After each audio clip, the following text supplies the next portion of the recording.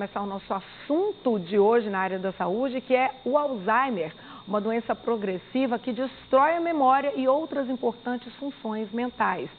Você convive com alguém nessa condição ou lida diretamente com a doença? Então se liga que o nosso papo aqui no estúdio vai abordar questões relevantes com o neurologista e psiquiatra do HGG, o doutor Leonardo Prestes. Bem-vindo. Bom dia, doutor. Bom dia, Michele. Muito obrigado pelo convite, né? A gente é que agradece a sua participação aqui para falar de um assunto tão relevante, né? O Alzheimer, ele costuma ser confundido com outras doenças mentais, doutor? Sim, Michele. Por exemplo, em quadros iniciais, o Alzheimer pode ser confundido com depressão.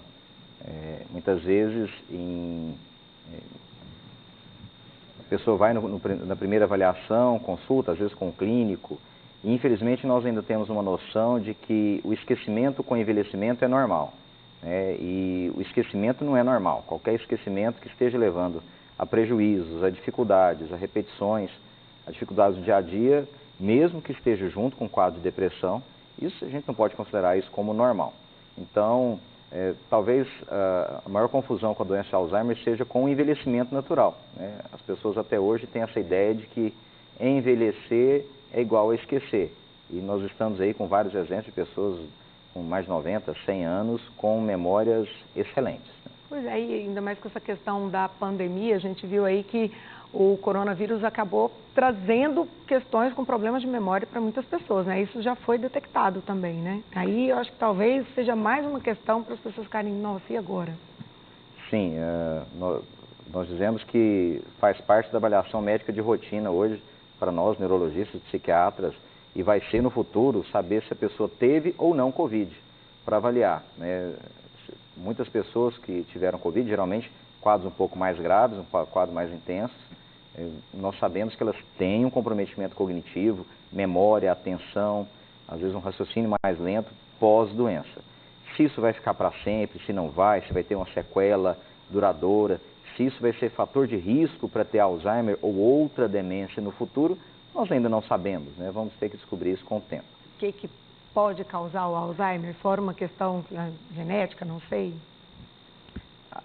A genética tem uma importância muito grande, Michele, para os casos precoces. Ela é muito mais importante.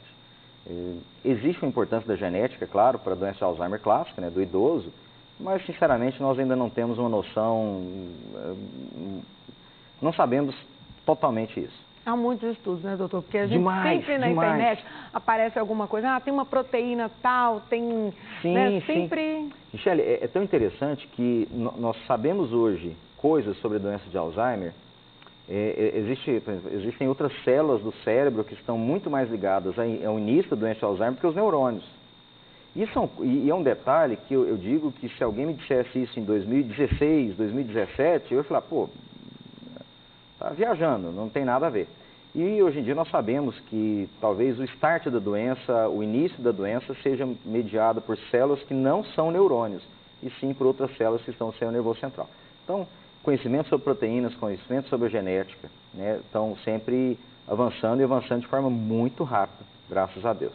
Em relação à causa, nós sabemos que são proteínas anômalas, proteínas de uma forma errada que se acumulam no cérebro.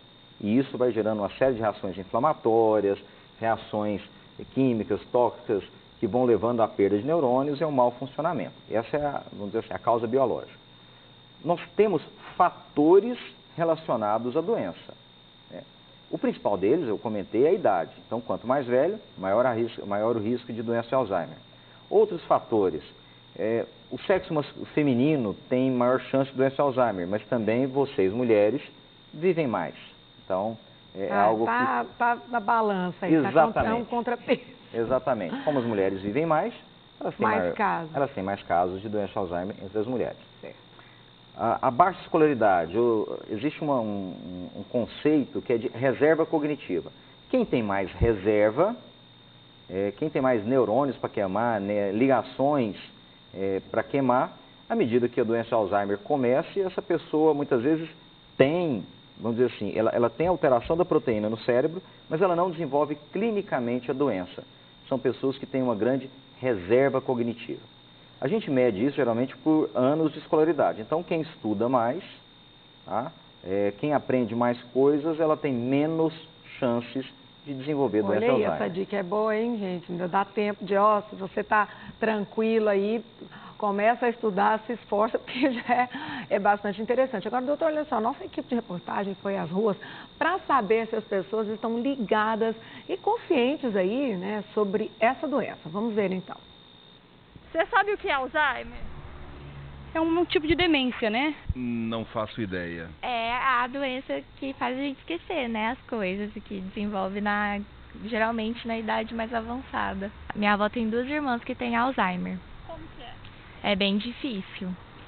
Acaba esquecendo, não consegue nem às vezes andar pela casa, guarda uma coisa na geladeira que não é da geladeira e esquece quem é da família. Não lembra quem sou eu, quem são meus tios. É bem difícil. É uma doença degenerativa no cérebro mesmo e que atinge mais os idosos, né? Você conhece alguém que conviva com Alzheimer ou alguém, né, que tem alguém próximo? Minha avó tinha. Como era conviver com a doença? Ah, muito difícil. Ela esquecia as coisas, né? Não conseguia lembrar das coisas. É difícil assim de lidar a convivência, sabe? Minhas tias, às vezes brigava com as minhas tias, não reconhecia elas, então é bem difícil. Doutora, a gente está no século XXI, a informação está praticamente, para boa parte da população, claro que tem gente que ainda tem dificuldade de acesso, mas está mais de 2 milhões de casos por ano no Brasil, né, de Alzheimer, e tem gente que ainda não sabe do que se trata essa doença, que está assim, perto de todo mundo, né? Para quem não está convivendo, está perto, né? Sim, e com o avanço, né, da medicina, as pessoas estão vivendo cada vez mais. E como o principal fator de risco é a idade, quanto mais gente fazendo 80, 90, 100 anos, né, maior vai ser a chance de ter a doença de Alzheimer. E é importante a gente estar falando porque nós comentamos a respeito dos fatores de risco, mas é importante a gente falar também dos fatores de proteção. A gente vai falar. Só que eu quero primeiro que a gente mostre para as pessoas como é que funciona, por exemplo, como fazer que as pessoas que sofrem com o Alzheimer se sintam mais confortáveis em casa.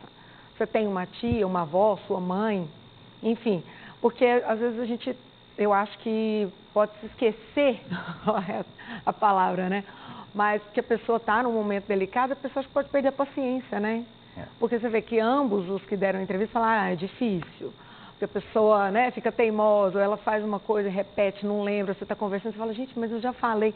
O que a pessoa pode fazer para tornar isso menos sofrível? Porque a pessoa sofre, né? De vez em quando ela, não sei se sempre ela tem essa consciência, mas nos momentos que ela tem, isso deve ser bem difícil, né? Muito sofrido. Tratar sempre com muito respeito. Lembrar que existe uma pessoa, existe um ser humano por trás da doença. Então, lembrar que aquele ali é um pai, é uma mãe, é um avô, uma avó, um tio, tia, esposo, esposa. Lembrar das características daquela pessoa e lembrar sempre de ter muito respeito, muita paciência. E a paciência no trato com o paciente com Alzheimer, ela é vantajosa para todo mundo. Se você demonstra ter paciência, se você responde, né, como eu disse, as repetições, vai te perguntar 20, 30 vezes alguma coisa, responda. Responda curto, mas responda com respeito. Não precisa responder muita coisa, mas responda com respeito. Porque se você faz isso, o paciente com Alzheimer fica mais calmo, mais tranquilo, vai facilitar a vida do cuidador. Você vai ter mais tranquilidade para cuidar de quem precisa ser cuidado. Não adianta bater de frente, né? Hipótese porque a pessoa alguma. não tem noção do que ela está fazendo. Hipótese né? alguma. Mas às vezes eu escuto, né, principalmente dos cônjuges, né? Não, doutor, ela está fazendo mãe, ela faz isso para me provocar. Aí eu vou falar, olha, pode até ser, mas agora tem a doença, né? Agora a gente tem que levar em conta a doença. Aí a gente explica com calma e a pessoa acaba, né, o cônjuge acaba entendendo e vai, não, então tá bom, vamos ter paciência. Muita paciência, muita tranquilidade. Bom, é uma doença que não tem cura, mas tem tratamento. Tem tratamento, sim. Inclusive as alterações que são de comportamento relacionado à demência, irritação, insônia, pacientes que ficam mais agitados, existe o fenômeno da perambulação, então alguns pacientes ficam andando sem parar. Tudo isso tem tratamento, né? Tem um suporte que pode ser feito. Quais os tratamentos disponíveis hoje? Medicamentos? Nós temos o tratamento medicamentoso e o não medicamentoso. Então, o tratamento medicamentoso, nós temos terapias, remédios que são usados para atuar diretamente no mecanismo da doença de Alzheimer. Tá? Existem os tratamentos dos chamados sintomas neuropsiquiátricos da doença de Alzheimer, que são quadros como se fossem quadros depressivos, quadros de apatia. As pessoas às vezes têm uma ideia equivocada que a maioria das pessoas com Alzheimer ficam agitados, agressivos. Não, está errado. A maioria dos pacientes com Alzheimer ficam apáticos, parados, quietos. Né? Então, tem tratamento. A insônia tem tratamento. Quando começa a tratar mais cedo, dá para retardar a evolução do Alzheimer? Sim. Hoje em dia nós sabemos que quanto o mais precoce possível é feito o diagnóstico, iniciado, e é interessante isso, mesmo o tratamento tradicional, que é o mesmo há 10, 12 anos, é o mesmo estilo de tratamento, se você começa isso em fases leves, fases bem iniciais da doença, você consegue prolongar, em média, o uso da medicação adequada precocemente, você vai ter pelo menos 2 anos de sobrevida cognitiva desse paciente, sobrevida do paciente como um todo, inclusive, né? de vida mesmo. Bem, né? Já é muita coisa. Agora, falando ainda em tratamento, eu quero aproveitar para mostrar o caso de um paciente de Alzheimer que tem se tratado com a cannabis medicinal. O filho dele fez alguns registros do comportamento do pai antes e depois do tratamento com a maconha medicinal. Vamos ver. O Alzheimer destruiu a vida do meu marido, com 58 anos. Ele é uma pessoa totalmente dependente. Ele não tem seu banheiro. Ele não sabe que tem que tomar banho. Tem que ser tudo você que tem que fazer ele tomar banho. Aí ele fica agressivo.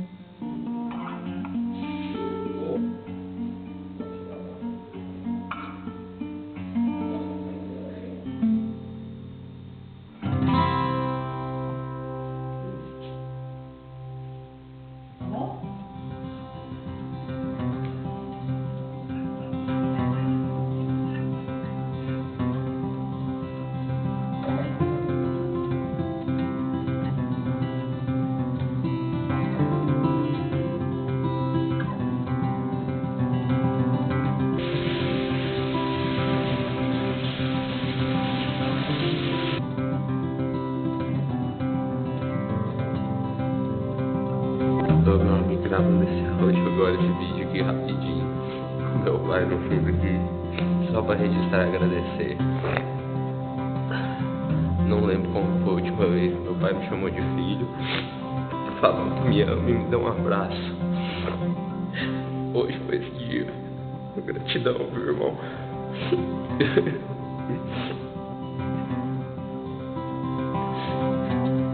E o humor dele tá muito melhor também.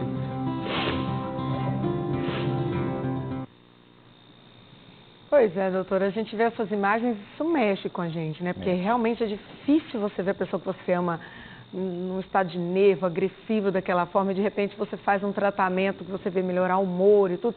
Então a gente vê alguns resultados clínicos, né? O uso da cannabis medicinal já foi liberado, mas ainda há restrições. Qual a avaliação do senhor com relação ao tratamento com a cannabis medicinal?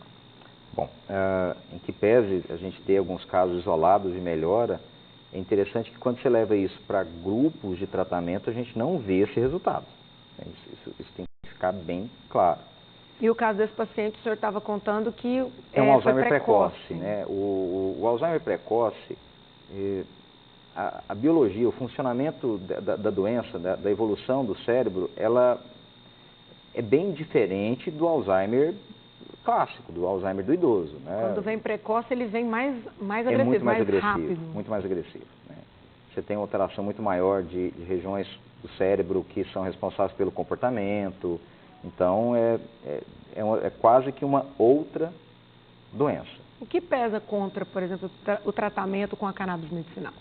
O que a gente tem em pesquisa, e que fique claro, eu não sou contra, né? Eu né? Eu pauto pelo que tem de boa pesquisa sendo feita, né? Eu não quero usar o meu paciente como cobaia, né? Eu não posso fazer isso, né? Vai contra a ética. O que a gente tem, né? Eu sou pesquisador da cannabis em Alzheimer já há 5 anos, né? Faço parte de grupos de pesquisa, estou em 2 boards científicos sobre cannabis medicinal, em doenças de Alzheimer e doenças de Parkinson, doenças neurodegenerativas, né? Ou seja, eu não estou falando aqui com preconceito, prescrevo para alguns casos. Em cada caso é uma situação, Exatamente. não é algo que dá para falar, todo mundo vai usar que vai ser bom, não Exatamente. é assim. O que se tem de conhecimento até hoje, eu quero deixar muito claro isso, no dia de hoje, é que ao se usar derivados de cannabis em doenças neurodegenerativas, seja Alzheimer, seja Parkinson, que não tenha o THC. Por que isso? Porque o THC, sabidamente, desde a década de 50, ele é neurotóxico, ele é tóxico para os neurônios. Tá? Então a gente... Se é uma doença que já tem esse problema nos neurônios, a gente não quer que tenha mais, entende? Exatamente. Não se sabe ainda, está em pesquisa, existem vários grupos pesquisando para tentar descobrir qual é a dose de THC que não vai ser tóxica para o neurônio. Isso é uma busca muito grande. Tá? Mas hoje em dia, quando eu lanço mão dos derivados de cannabis para alguns pacientes, é sempre tem que ser livre de THC. Doutor, só para a gente encerrar então, o que a gente pode fazer para estar melhorando a nossa condição, nossa qualidade de vida e, sei lá, protelando ou evitando o Alzheimer? Tem o que a gente possa fazer então para tentar ficar bem, além da questão do estudo que o senhor já soltou aí, que estudar é bom? Isso é o mais importante, né? Criar reserva cognitiva. A atividade física é fundamental. A atividade física é fundamental. E é interessante que não precisa de muita atividade física para já ter efeito protetor. 20 minutos, 3 a 4 vezes por semana, já é suficiente para estar aí, né, para fazer o que diminuir a chance da doença de Alzheimer. Bom controle de peso, bom controle de pressão, colesterol, glicose, né? Evitar o consumo de álcool. Álcool e memória não combinam. É verdade, né? Álcool e memória não combinam. Tá aí a dica. Então, evitar o consumo de álcool, se for beber, beba o mínimo possível. Tá? Praticar atividade física e ser feliz. Quadros, ser feliz. Tratar bem quadros de ansiedade, se você, pessoa tiver, tratar o transtorno mental prévio, previne, né? Se você tem algum quadro de transtorno mental, transtorno de ansiedade, pânico, depressão, o que quer que seja, se não tratado, aumenta a chance de demência. Pessoas que têm maior conexões sociais, pessoas mais ativas, pessoas com personalidades mais otimistas, têm menos doenças de Alzheimer. Olha, eu vou pegar firme nessa última frase aí, porque otimista eu sou demais. Coisa boa. Eu vou me apegar nisso. Muito obrigada, doutor Leonardo, por estar conosco aqui, trazer esses esclarecimentos. Um ótimo dia, um ótimo fim de semana. Obrigada.